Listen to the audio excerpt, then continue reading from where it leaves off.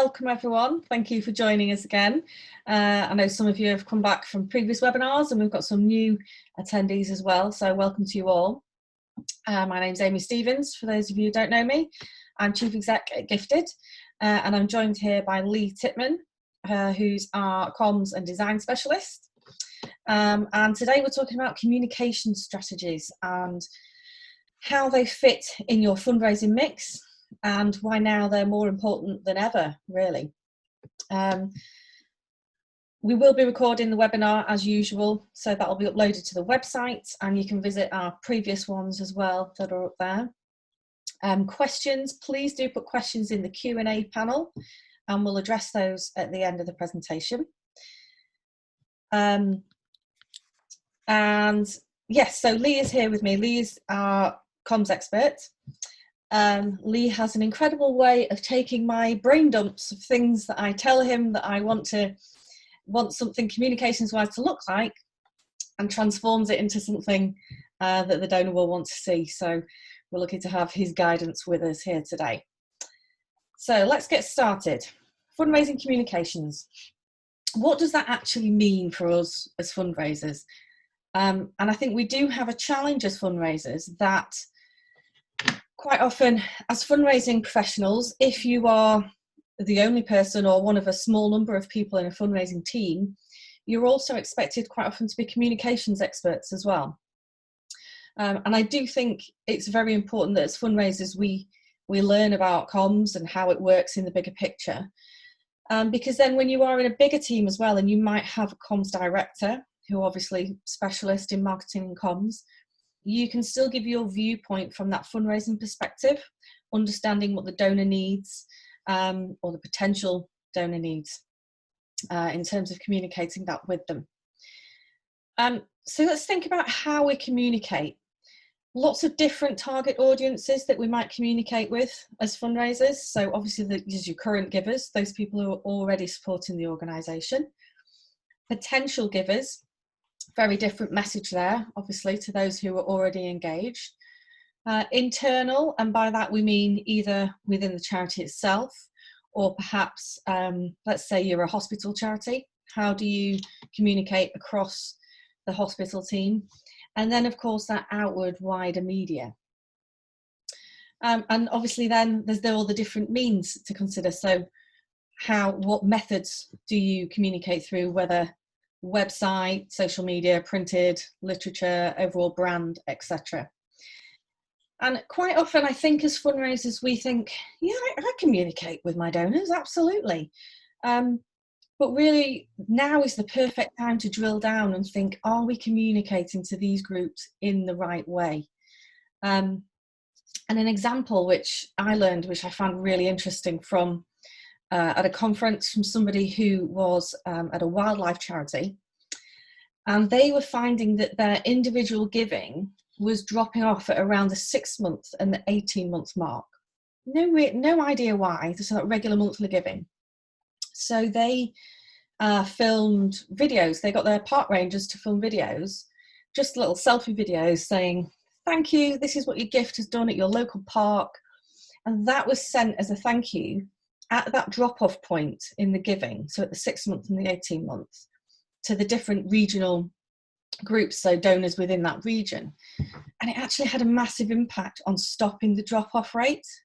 So actually really thinking about it and trying a more personal approach had a massive impact in actually the income and how that worked. So really interesting, I think, that we really drill down and think about all these different groups and how we actually communicate with them.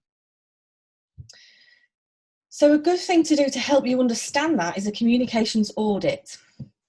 Now, nobody should be afraid of a communications audit. So if you appoint a company or whoever to deliver this for you, a communications audit isn't about coming in and saying you're doing this wrong, that wrong, etc. It's about looking at the whole picture and trying to make you more efficient and hopefully more effective with your communications. So why would you do it? You can define whether your brand and your message is consistent. And sometimes it kind of takes somebody else to look at that and say, well, hey, you've got your logo, in this position on these documents and in this position on these documents, and it's kind of diluting your brand. It could be that you're preparing for a major fundraising campaign, which I know many of you will be, capital campaigns or bursary programs or what have you, legacy programs, and thinking, how does that campaign and the communications that will occur around that fit into your day-to-day communications? Really important that the two tie together, they overlap nicely, they dovetail and don't repeat each other. It also helps to make sure you produce only the materials and tools that you really need. So it keeps your spend within budget, making sure that actually you've got the right tool for each element that you need to communicate, and you're not producing things because, well, maybe we should have a leaflet for that. Actually, do you need that? Should it be a download, etc.? Obviously, it can help increase your profile, your visibility, and your effectiveness, and ultimately achieve your goals, both your communications goals and your fundraising goals. So I'm going to pass to Lee to talk through what a communications audit should look like. Lee will go through lots of various scenarios and all the different elements. But to reassure you, a communications audit is highly unlikely to say you need to rewrite and rebrand and redo everything that you put out there. Highly unlikely. We're just going to talk through all the various elements that could be contained, but the likelihood is that the outcome is you need to tweak X and you maybe need to do X, Y, and Z. So just to reassure you that a communications audit shouldn't kind of be overwhelming and mean a rewrite of everything that you do already. So I'm going to pass to Lee now to talk us through some of the key elements. Thanks, Amy. Yeah, so what you're looking at here is a flow diagram showing some of the elements of the communication audit. If I talk through the parts here line by line, so the green line at the top there is really what we'd do to start with. So we'd assess the day-to-day materials, look what there is, and that's done really to ensure that there's consistency, that it already exists. If there's not, that would be some advice we'd give. From there, the orange line talks of defining the existing brand, and in doing so, that enables us to work out what, if any, elements would be best carried through into a campaign in terms of materials. Now, that might be as simple as colour. It could be your current brand has blue and silver, for instance, and in creating a look and a feel and a logo for a campaign, we recommend sticking with the blue, but maybe have a gold highlight or something that goes with it. I think you can see already from what Amy and I have said, when designing campaign materials for a major fundraising campaign, it's crucial, like with any branding, to build in elements that your audience is familiar with, or at least keep consistency there so it doesn't look too random. The magenta pink line, that's where we work out what actual materials are going to be needed and define a strategy and budget for that. And then when all's done, we can go into evaluation, review, and may come as a surprise, but often when we've worked on campaign materials, we've done an audit, ran a campaign, and everything's done with it, it's often from this process that the campaign is the last set, if you like, of new design materials. And it's often in that design process that there's some things that are done that can then be brought back into day-to-day use. I'll talk more about some examples of that later on.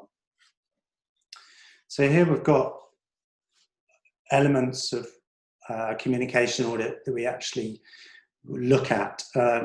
When you think of your overall communications, you may straight away think, right, well, we've got some leaflets, we've got a website, we've got a logo, but here, as you look around this diagram, you can see there's a whole host of stuff, from display promotion, banner stands, to what typeface, what imagery, does our imagery have a certain style to it, etc. And while a lot of this may be tied up in some brand guidelines that you've got, or maybe not, the whole point of the audit is just to regroup on everything. And from my experience, even some of the bigger companies that have really tidy brand guidelines, real sort of in-depth ones, they may have been last updated a few months ago, and it could be that the last campaign that happened or promotion or leaflets moved things on a little and have new elements in that aren't in the brand guidelines. So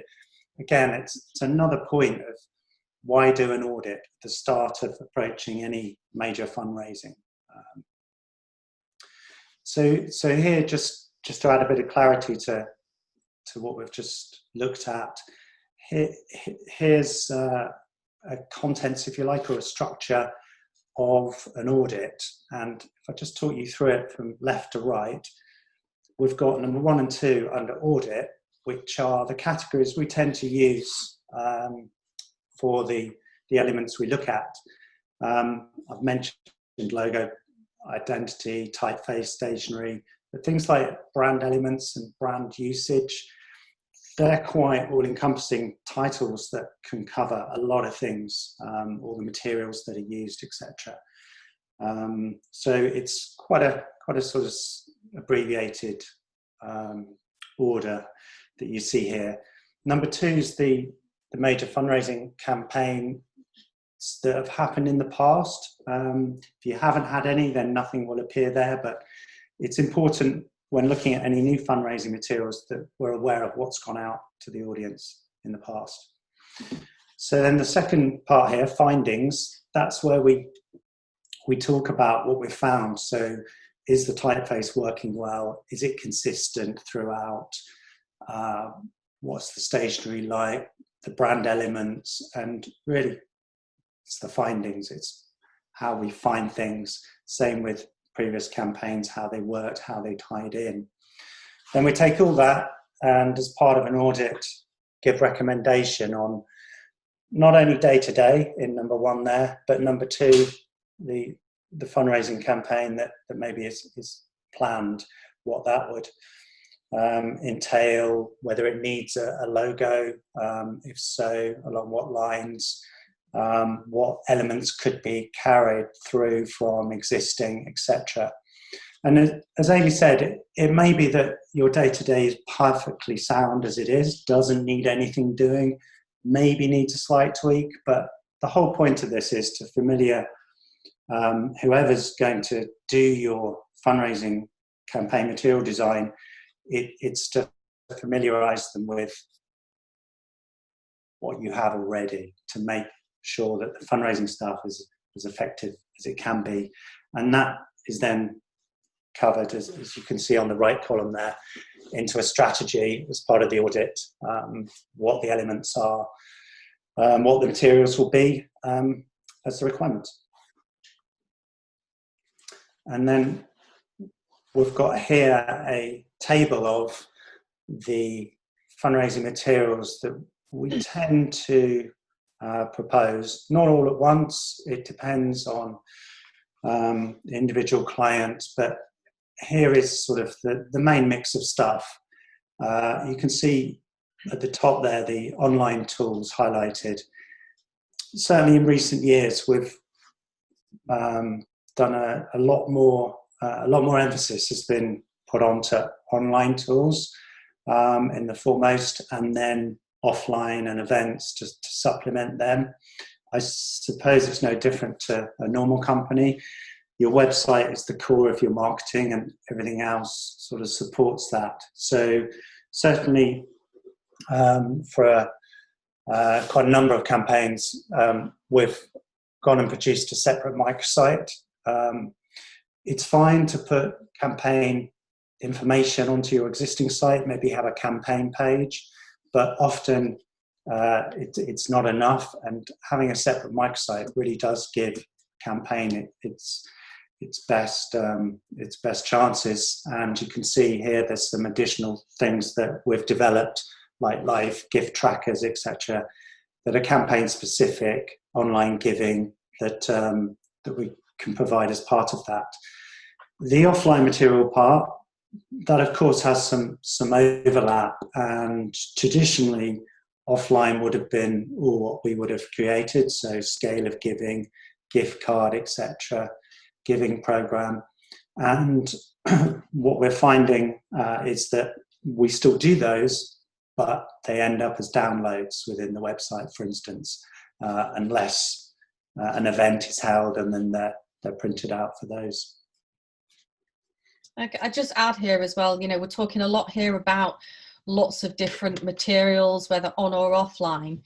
But it's really important that you think about the whole bigger picture as a charity, especially if you are going into a campaign, so that you can use this process to think about what it is you really do need. So we said earlier, produce only those things that you do need.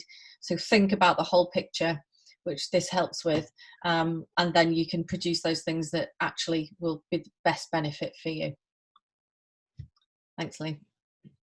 Okay, so I've got 3 more slides here to take you through with some examples, which I think will be helpful given all what we've just talked through. So slide 1 of 3 here is giving some campaign logo branding examples. It may be your existing logo has a tagline under it or a slogan, and that slogan could easily be changed to be the name of the campaign. But we've found in our experience often to create a bespoke campaign logo can be quite a helpful way forward. Of these 3 examples, the middle one there, Cathedral Isle of Man, that was a complete rebrand for the cathedral, and in that instance we felt that the logo itself was enough to launch the campaign with and didn't require further complication.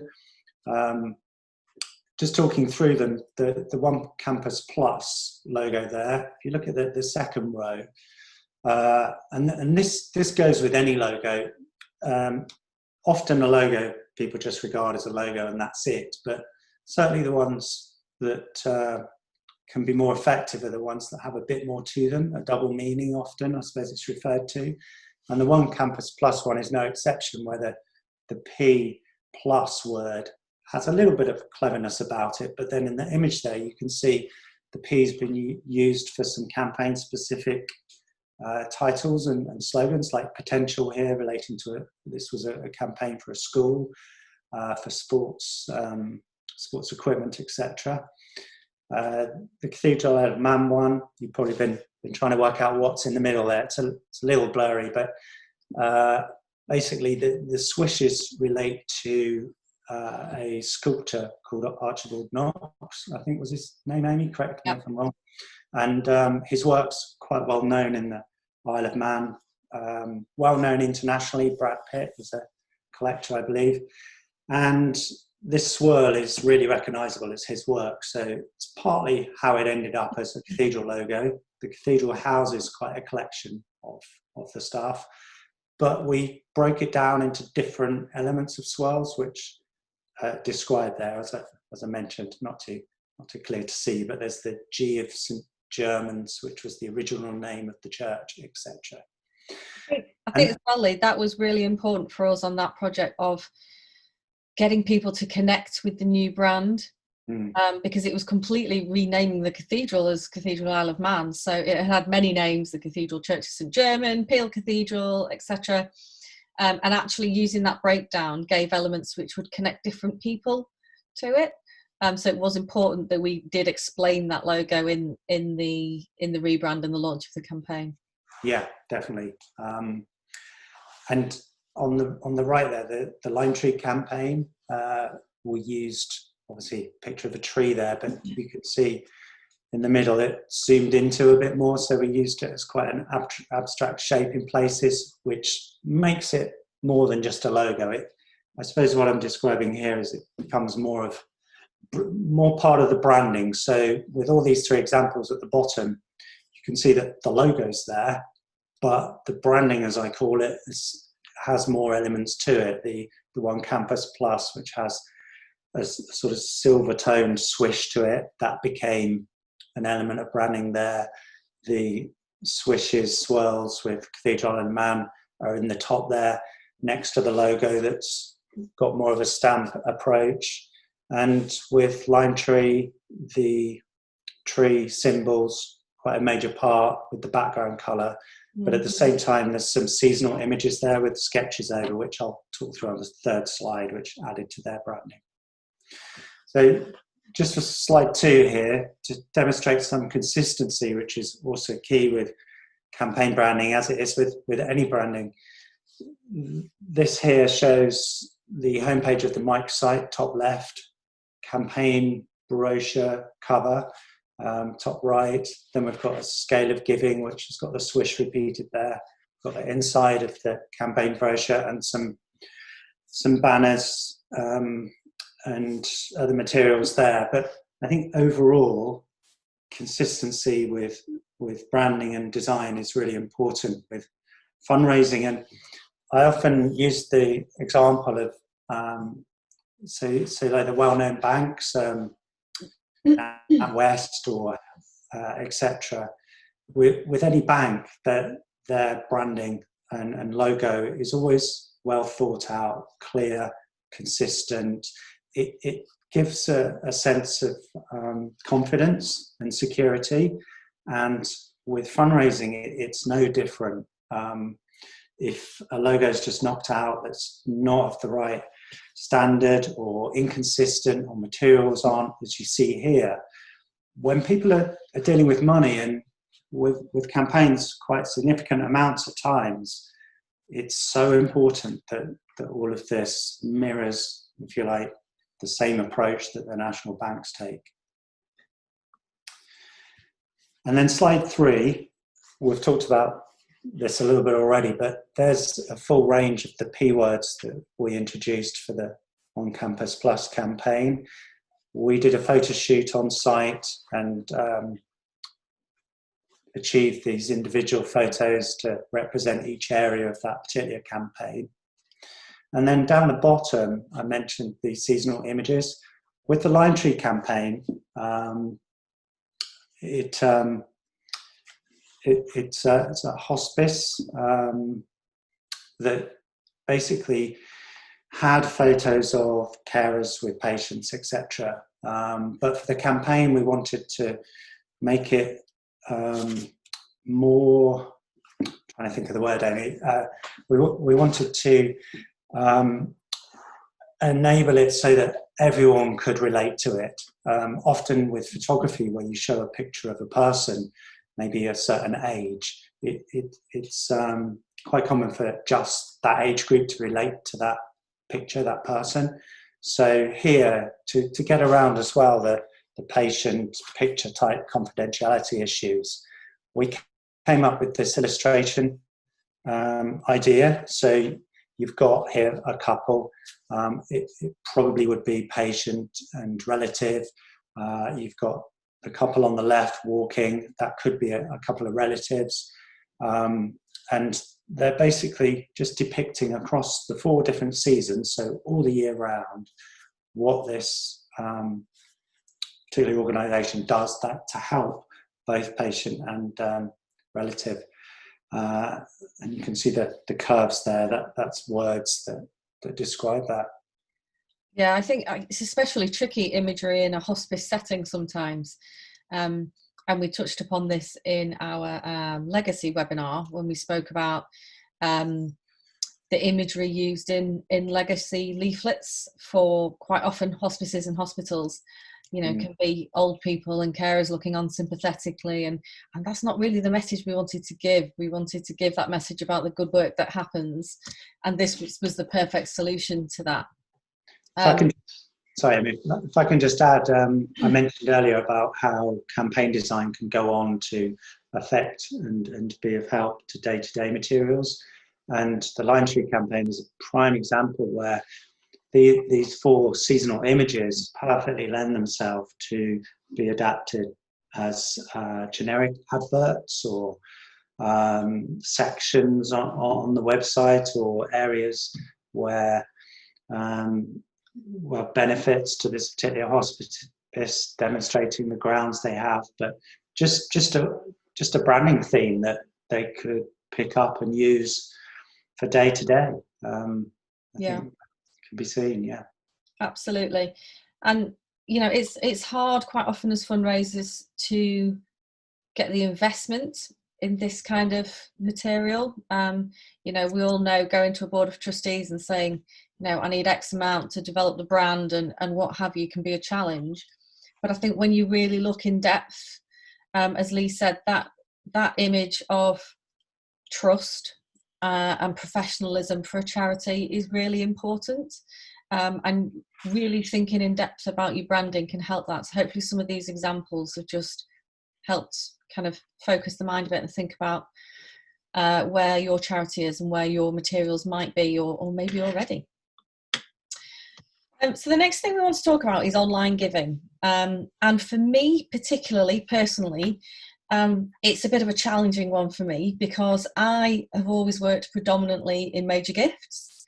So online giving, is not generally where your major gifts come from. However, especially during COVID-19 and the fact that more and more things have gone online, I think online giving is becoming more and more important, having that way of engaging people when you can't gather mass numbers of people in locations, etc., and making it easy for people to give.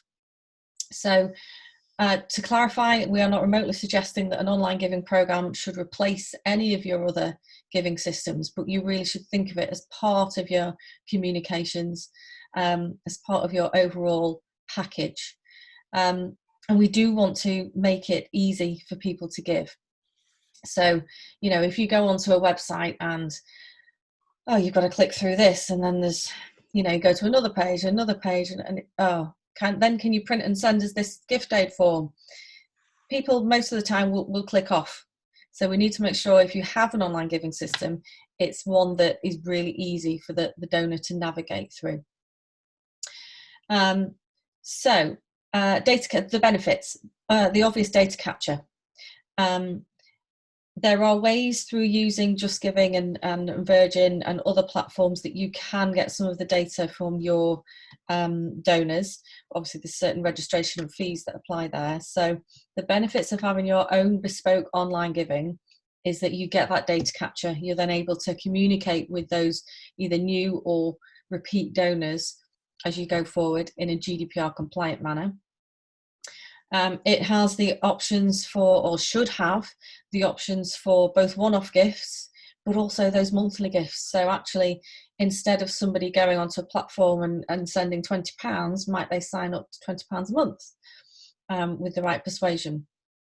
There can be minimal fees involved. These platforms do not have to be incredibly expensive. It gives obviously that impression and the belief that you are professional and trusted, that it's there on your site and it's within your brand and what have you. And they can be designed for different sectors. So, it will work, an online giving program will work in different ways for all the different sectors. Lee, before we go on to how does it work, anything to add from your perspective on the bespoke? I think you covered it there, Amy. It's just linking back to what I've gone through already. It's consistency. You've got someone on your website, they've gone to the giving page or donate page, and then they're being bounced to a generic one like Virgin Giving.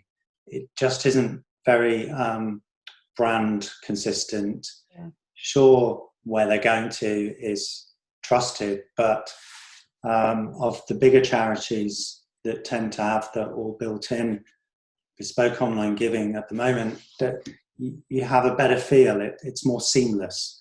Yeah. I think of all the reports, tests, etc., that are done with online activity, it's always when you have to click too many times or go through to different looking websites, etc., or like Virgin Giving, etc., that people drop off. It just makes it too difficult for them.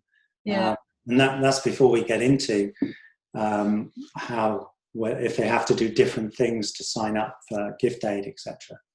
And in terms of a communications audit, Lee, am I right in thinking that this is something that actually would form part of that, and if there wasn't a system in place, you would address that as a part of a comms audit, and if there was, you would look at perhaps the effectiveness of it and any tweaks that might need to be made.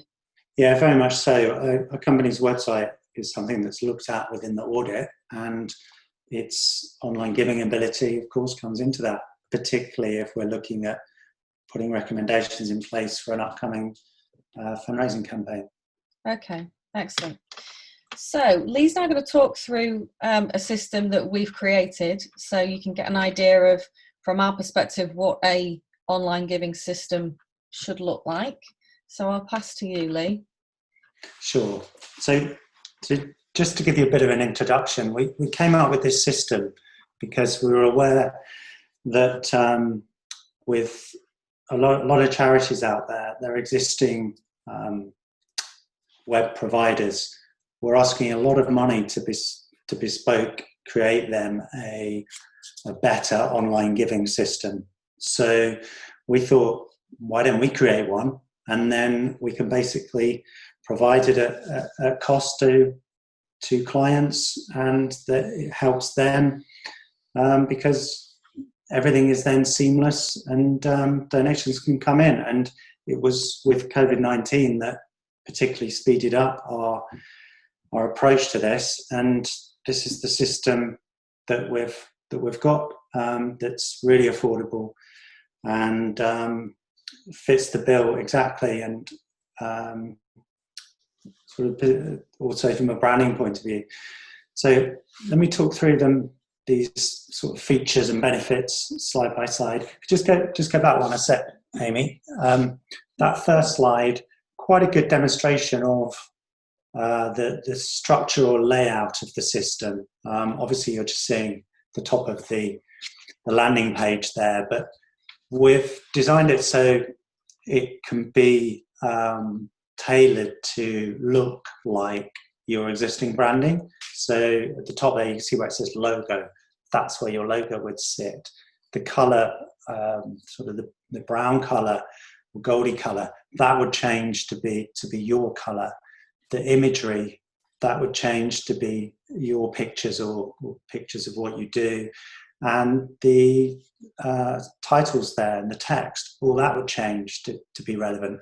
But the basic structure within this system would be set. So where the boxes appear, they would appear that way, but their shape can be altered. So the moment they're square on this example, and in a moment you'll see the actual amount buttons around, but they can be square, etc. So we've got quite a lot of flexibility. It's not like it's a off-the-shelf template system. We've actually made it, and we've made it so that we can change it.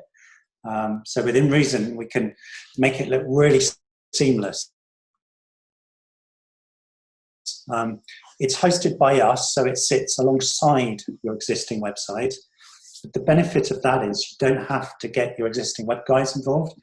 It literally, from your donation page, you go straight, or donation button, you go straight to our system. And because it's bespoke, designed to match, it gives that seamless approach that keeps the trust and consistency there.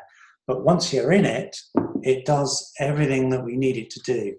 This is a sort of page diagram. Again, it will be a bit blurry. You won't be able to read it in detail, but if I talk you through it, the two pages on the left there, that's showing a mobile layout and a desktop layout with the pictures of the girl in the forest. Then across the top row is if you were to want to give a one-off payment, and that takes you through all your details, GDPR. The next screen's gift aid. Then there's payment confirmation, and do you want to pay by PayPal account or credit card through PayPal. And then there's two black screens are the PayPal screens, which are standard, and then a thank you and confirmation at the end there, which allows you to move on elsewhere in the website. The middle row is if you were to want to pay by standing order. It takes you to the same contact details, GDPR, and then do you want to pay by standing order? And when you select that, it then takes you to a thank you page, which I'll cover in a moment, but that page provides the standing order details for for the donor. And then the bottom row there, sorry, Amy, Sorry. just finished. The bottom row there is, and hopefully everyone's following my directions here of what's on screen, but the bottom row with the two black screens is PayPal monthly, and then thank you again. So yeah, this is more a close-up of the contact details page. It confirms the amount. Here we've got monthly donation. You can see the circles there. In this example, I think it's 120 that's picked. Then we've got usual contact details, address, etc. How did you hear about us? Under that, keep in touch, options there, and then some privacy data stuff, data protection.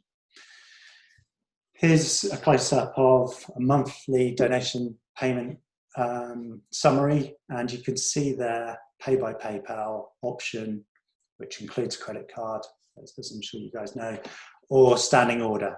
And it says there on the standing order, set up myself via online banking.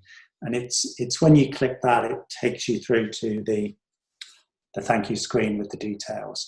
Obviously, for a charity, as I'm sure you're all aware, it's that's the preferred route, because that's the one where you get the money and no commission is taken by credit, in this case PayPal, or say if you're already using Virgin Giving, there'll be commission. But yeah, the standing order is the one here.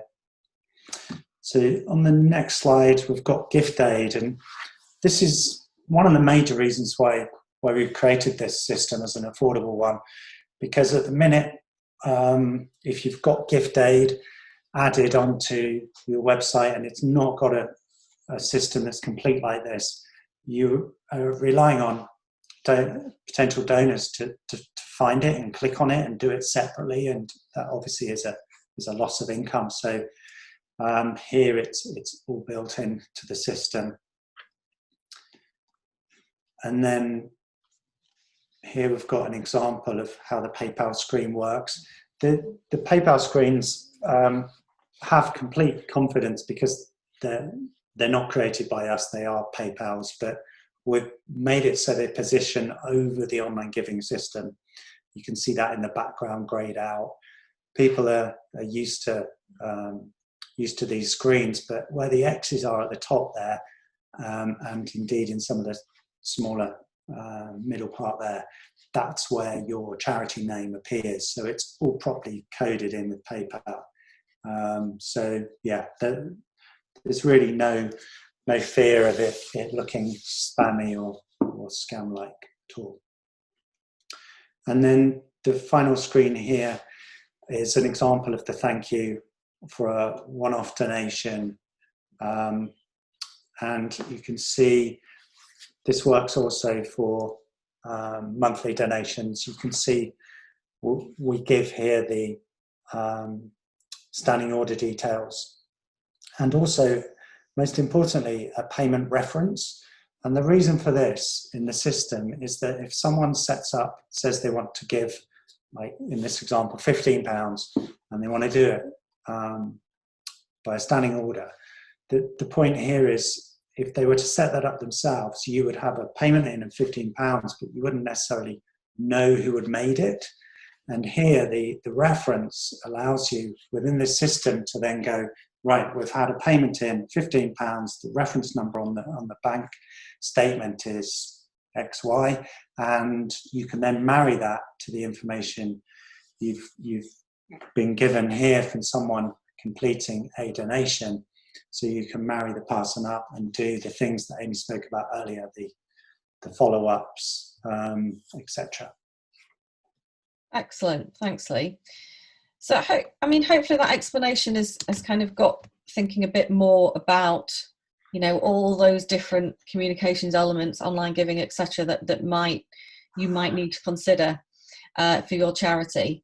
And with the online giving, just to add, we've seen really different examples through the pandemic of people, organisations who never previously might have considered online giving to now really feeling they need that. So, for example, churches who rely heavily on that weekly plate giving, haven't been able to worship for 3-4 months. And so they've been looking at ways that actually people virtually can sign up then for their regular giving, their weekly or their monthly giving to the church, in order to maintain that and make it a bit more sustainable in the long term, in case another situation arises where people can't be within the church itself. So online giving may be something to consider for your organisation, or may not. So why communicate now? Has COVID-19 changed the way we communicate? I think it has. I think it's made us all think a lot more carefully about the way we communicate with our donors and potential donors and supporters as charities, as fundraisers. Do people want to hear from you? Actually, we're hearing that actually they really do. Now is the time to communicate. Your supporters want to know what's happening with the organisation. They care about the organisation. So our advice would be honest with your supporters. If the organisation is facing challenges because of the last few months and you may have been closed or, had all the challenges, be honest about those and be clear about how you plan to address them and move forward and what you see for the future, and how supporters can help. A really nice example of how we communicate and how that's changed. One of my former colleagues who now works at an arts organisation, they were closed, obviously, and asking supporters to gift their ticket fees to keep the organisation afloat, which they had huge success with. And she personally picked up the phone to every single person who had done that and gave them a personal thank you. And I think that was an incredibly smart move, the right move to make. Those supporters feel even more part of the organisation now. So thinking about those small things we can do at this time to really connect with our supporters as fundraisers is hugely important. In looking at your communication strategy now, we've talked a lot in our webinars about now is the time for strategy. Let's not waste this time while everything's kind of a bit quieter for a lot of charities. Get ahead of the game, get your communications in order, ready to get out there again and launch any potential campaigns that you may have coming along. And as always, focus on relationships. So like I said, with my former colleague, reaching out and making those phone calls, focus on those relationships and really take time to build them over this period. Now, we're going to move on to some questions. If I can have a look in the Q&A, bear with me. Lee, Fiona is asking, could you do a one-off payment by bank transfer using the system? Yes. The example we've given just shows standing order and PayPal, but we can add in a direct debit form without question. Yeah, and it works pretty similar.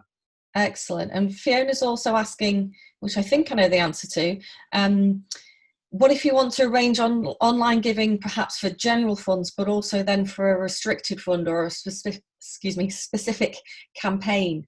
Could that be organised within the system as well? I don't see why not. I mean, at the moment, the system is just generic. So it's, would you like to give a one-off payment or a regular payment? But I think on one of our client examples, we have, you could give to Project A or Project B on there. Is that right? That's right. So the boxes on, and we didn't show them too clearly on this presentation here, but if you go onto the Gifted website into communications as a service and then onto online giving, you can you can look at these screens in detail and take a demo, so you can walk through each screen and you'll see the two payment boxes quite clearly, the one-off payment and the regular payment. But we've designed it so there could be more of those. So there could be one for, I don't know, giving towards the gardens of a cathedral, or giving towards a music campaign. So yes, we could have any number really, 4, 5, 6 different areas, rather than just generic. Yeah. Excellent. Any more questions? Anybody coming in? Those are the only 2 questions we've got at the moment. As always, do get in touch with us if you have any thoughts after the webinar, any questions. My details are on there. Also, our colleague Julie, if you would like a complimentary copy of our book, Gifted Fundraising, drop Julie a line and she'll post one of those out to you. Don't think there's any more questions coming in. Thank you everyone once again for logging on. We hope that's been helpful, and just help to think a bit more about the huge picture that communications is when it comes to fundraising and everything, the different things that may involve. So yeah, thank you everyone for logging on. Any more questions, get in touch, and hope you're all well and we get to see you soon. Take care. Thank you. Bye-bye. Bye for now.